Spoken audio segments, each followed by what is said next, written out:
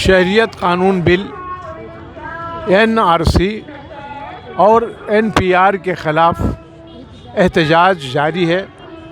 औरतें पूरी तरह से अपने इरादे में मज़्म मुसम्मम लिए हुए अपने इरादे के साथ, पुख्ता इरादे के साथ घंटा घर लखनऊ में डटी हुई हैं। और ये हुसैनाबाद का वो तारीख़ी मकाम है जहाँ से एक बहुत बड़ी तारीख़ जुड़ी हुई है जद्दोजहद आज़ादी की, जहाँ से आवाज़ उठी थी, जहाँ से लखनऊ बसा था और जहाँ से लखनऊ को बचाने की आवाज़ उठी थी। इसी घर हुसैनाबाद से, इसी कैसरबाग से बेगम हज़रत महल ने आवाज़ वो बुलंद की थी और उनके पड़ोस में झांसी की रानी ने आवाज़ बुलंद की थी। आज औरतों के एहतजाज के 56 दिन मुकम्मल हो चुके हैं। 56वें दिन मुकम्मल होने के बाद अभी मतलब कि 4 दिन के बाद ये 2 महीने मुकम्मल हो जाएंगे। तो 2 महीने के मुकम्मल के होने के सिलसिले में मैं कुछ सवाल करना चाहता हूँ। हमारा नाम कहकशा अंसारी है। हमने यहाँ मतलब इस जो आइन के लिए हम लोग खड़े हैं, ये ऐसा हमारा है जो मतलब हमारे कंधों पर 135 करोड़ की जो आबादी है उसकी हिफाजत के लिए यहाँ पर हम लोग बैठे हुए हैं। और थकने की तो बात ही नहीं हो सकती, हम लोग थक नहीं सकते हैं। जी मेरा नाम सादिया है। क्या महसूस कर रही हैं कि थक गई हैं, उकता गई हैं, या अब भी जज्बा वो आप में बरकरार है? नहीं सर, थके बिल्कुल नहीं, उकताए भी बिल्कुल नहीं है। रोज़ एक नया जज्बा, रोज़ एक नया वलवला दिल के अंदर पैदा हो जाता है। क्योंकि जिस तरह से जंग आज़ादी में लोग स्वतंत्रता सेनानी हुआ करते थे, हम संविधान सेनानी हैं। हम आइन की हिफाजत करने निकले हैं, उसे कत्ल होने से बचाने के लिए निकले हैं। तो हम लोग थक नहीं सकते, हार नहीं सकते सर, पीछे नहीं हट सकते जब तक कि अब जिस मकसद के लिए निकले हैं उस मकसद को हर हाल में पूरा करता है। क्योंकि लोग जिस हाल में मरने की दुआ करते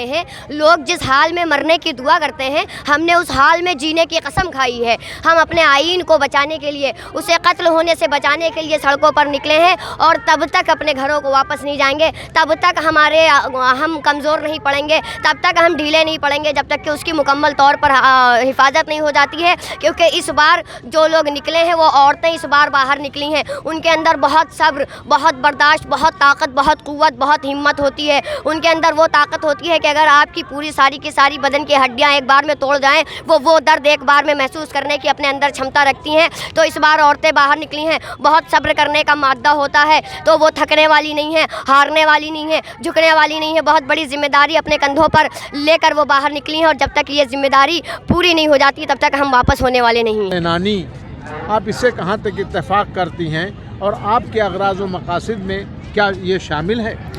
देखिए, मेरा नाम फ़ातिमा अंसारी है एंड ये जो तहरीक चलाई जा रही है कि आइन मुहाफ़िज़, तो हम लोग इसकी तरफ फुल सपोर्ट में हैं। ये आइन का मतलब क्या होता है? संविधान, हमारा संविधान, हिंदुस्तान का संविधान। भाई जो भी शख्स हिंदुस्तान से प्यार करता है तो वो हिंदुस्तान के संविधान से भी प्यार करता है। आप कुछ भी करें लेकिन आप डायरेक्ट हमारे संविधान पर अटैक नहीं कर सकते। आप हमारे संविधान पर उंगली नहीं उठा सकते हैं। हम लोग आपने देखा होगा, आपने मोदी जी ने बहुत कुछ किया, नोटबंदी की, गोश्त बंद किया, दुनिया भर के फालतू काम किए जिनका हल कुछ नहीं निकला। इन्होंने बहुत कुछ किया पर हम सब खामोश रहे। हम लोग एक साथ एकजुट होकर नहीं आए। आपने हिंदू मुस्लिम किया, आपने हिंदू मुस्लिम पर हमको लड़ाया। आप हर वक्त हिंदू मुस्लिम करते हैं, हर वक्त पाकिस्तान पाकिस्तान करते हैं, लेकिन कभी हम लोगों ने ज़्यादा इस पर चर्चा नहीं की। लेकिन जब आपने डायरेक्ट हमारे संविधान पर ही अटैक कर दिया तो आज अल्हम्दुलिल्लाह पूरा हिंदुस्तान एकजुट हो चुका है, फिर वो चाहे हिंदू हो, मुस्लिम हो, सिख हो, ईसाई हो। और हम मोदी जी का शुक्रिया अदा करना चाहते हैं क्योंकि उन्होंने शुरू से लेकर आज तक के खाली हिंदू मुस्लिम ही किया है। कोई भी मसला हो बस हिंदू ने ये, हिंदू ये, हिंदू मुस्लिम वो, कुछ भी आप 5 साल से हिंदू मुस्लिम करके दिमाग ख़राब करके रखा है। लेकिन हम उनका शुक्रिया करेंगे क्योंकि लास्ट में आकर कम से कम उन्होंने हम लोगों को एकजुट तो कर दिया।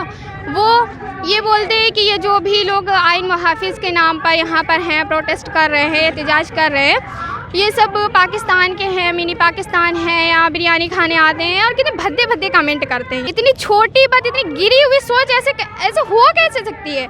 उनके लिए अल्फाज नहीं बचे कि हम आपसे क्या कहें, बस अल्फाज नहीं हो आपकी उसके लिए। तो हम बस यही आपका शुक्रिया भी करना चाहेंगे क्योंकि हम सब अब एक हो चुके हैं और अब आप हमें बांट नहीं सकते। You can not divide us. बहुत बहुत शुक्रिया। आइन के मुहाफ़िज़ और संविधान सेनानी के सिलसिले में जो आज एक नई तहरीक शुरू हो गई है, बल्कि ये नई है, हालांकि ये पुरानी है। पहले दिन से जब आप बैठी हैं तो ये मकसद आपके दिमाग में रहा है और आज जब खुल के बात आ रही है तो उस बारे में पहले अपना नाम बताइए और आपके अगराज़ व मकासद में यह आइन मुहाफिज लफ्ज़ के कहाँ तक आप इत्तेफाक कर रहे हैं। मेरा नाम मायरा है। आप ये देखें कि संविधान जो है हमारा, जिस संविधान से आज छेड़छाड़ की गई है, जब ये काला कानून लेकर आए हैं तो हमारे संविधान में यहाँ पर ऐसा कहीं भी नहीं लिखा गया मज़हब पर कानून बनाए, कोई कहीं भी नहीं लिखा गया। लेकिन ये जो लेकर के आए हैं तो वो क्यों लेकर के आए हैं? आखिर CAA NRC NPR लाने की उनको ज़रूरत ही क्या है? क्या ज़रूरत पड़ गई हमारे देश को? मेरा देश वैसे ही चल रहा था, सब अमन पसंद मोहब्बत से रह रहे थे, उनको क्या ज़रूरत पड़ गई नफ़रत? वो आज नफ़रत इतनी फैला रहे हैं। दिल्ली में जो दंगा हुआ आप ये देख सकते, 3 दिन दंगा हुआ, वो चाहते उसको रुकवा सकते थे लेकिन वो फिर भी उन्होंने नहीं रुकवाया। वो चाहते वो उसको कंट्रोल, लेकिन वो ना हम लोग जो पीसफुल प्रोटेस्ट कर रहे हैं उस पर वो लोग दमन कसते हैं। हम जाएंगे बाहर, अभी यहाँ से निकल कर जाते हैं, वो हमारे पीछे हमारा पीछा करवा देते हैं। अगर हम सड़कों पर उतरते हैं तो वो हम पर लाठियाँ चलवा देंगे। अगर हम FB पोस्ट करते हैं तो वो हमारी अपनी पुलिस बुला करके हमें घर से उठवा लेती है। DJP, उत्तर प्रदेश का DJP कहता है कि आप सरकार को चिट्ठी लिखिए। हम सरकार को चिट्ठी लिखने का कौन सा तरीका आपने निकाला है? आपने संविधान में एहतिजाज का विरोध का कौन सा तरीका छोड़ रखा है? हम अगर पीसफुल प्रोटेस्ट करते हैं आप मुकदमा लगा देते हैं, धारा 144 लगा देते हैं। धारा 144 का उल्लंघन अमित शाह ने भी तो किया था जब वो लखनऊ में आए थे। तो भैया आप ये चीज़ क्यों नहीं समझ रहे हैं कि आप आंदोलनकारियों पे दमन कसते हैं? क्या आप पर ये फ़र्ज़ नहीं बनता कि जो दंगाई फैला रहे हैं उन पर भी कुछ कार्रवाई की जाए? आप CAA NRC लेकर के आते हैं, आपको कुछ और अच्छा करना चाहिए ना। जो रेप हो रहे हैं, आपने पहले कहा बेटी बचाओ बेटी पढ़ाओ, लेकिन उसके बाद आपने कितने केसेस ऐसे सुने होंगे, कितने रेप हुए हिंदुस्तान में 2014 से कितने रेप हुए हैं। आप ये चीज़ सोचिए कि रेप ना हो, आप उस पर एक कानून बनाइए। जो रेप करता है आप उसके समर्थन में रैलियाँ निकलवाते हैं। कौन सा हिंदुस्तान है ये? अखबार मशरिक़ और मशरिक़ न्यूज़ के देखने वाले महसूस कर रहे होंगे कि संविधान सेनानी क्या चीज़ हैं, आइन के मुहाफिज आखिर क्या चाहते हैं, और इनके मकसद में पहले दिन से ही ये शामिल था और पहले दिन से ही लोग इसके कर रहे थे। लखनऊ घंटा घर से मशरिक़ न्यूज़ के लिए मैं कुतुबुल्लाह।